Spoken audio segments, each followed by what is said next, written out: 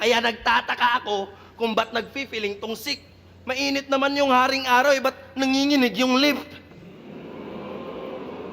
Hindi to pangkaraniwan na fruit vendor, nagkakamali ka. Isa ako sa pinili ng isinumpang prutas sa pinakamalala na ira. Mangkidilupi ang astahan, flexible sa bawat tira.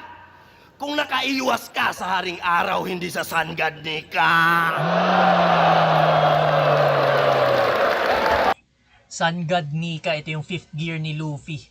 Ang ganda rin na na-relate niya sa pagiging fruit vendor niya. Yung prutas nga. Kasi sa One Piece may gano'n yung mga devil fruit. So yun nga, siya raw si Luffy, flexible sa bawat tira. Tapos yung kung nakaligtas si Apex, ay si Lipcram kay Apex, dahil hindi niya sinipot si Haring Araw, hindi raw siya makakaligtas kay Sun God Nika. Yun yung fifth gear ni Luffy.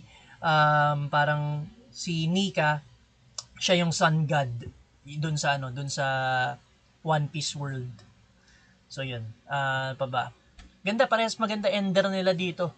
May time, maganda rin na nauna si Lipcram nakatulong kay Ban. Kasi parang nakontra niya rin agad yung mga ibang angle ni Lipcram. Like yun nga, yung na-address niya kagad yung pagkapanalo niya kay Cripply.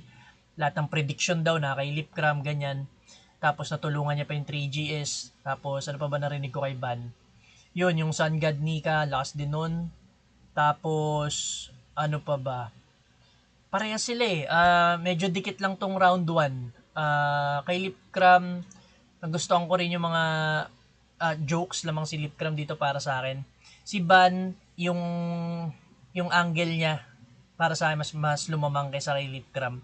Kasi kay Lipcram medyo gamit na angle yun, yung pagiging ni Ban, yung Bisaya niya, ganyan, minamak niya. And ganoon naman talaga style ni Lipcram.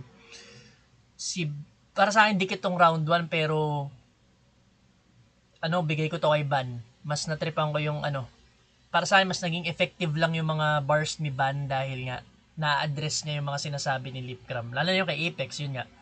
Kay Apex daw dapat daw si Lipcram kalaban niya na lang si Apex kasi siya yung tunay na Ban ng liga, pero si Ban sinabi niya nga hindi nga sumipot si Lipcram kay Apex nung hinarap siya dati doon. So yun. Parang na supalpal niya lang dun si Lipcram. Para sa akin round 1 bigay ko to kay Ban, sobrang dikit lang. Panoorin natin round 2.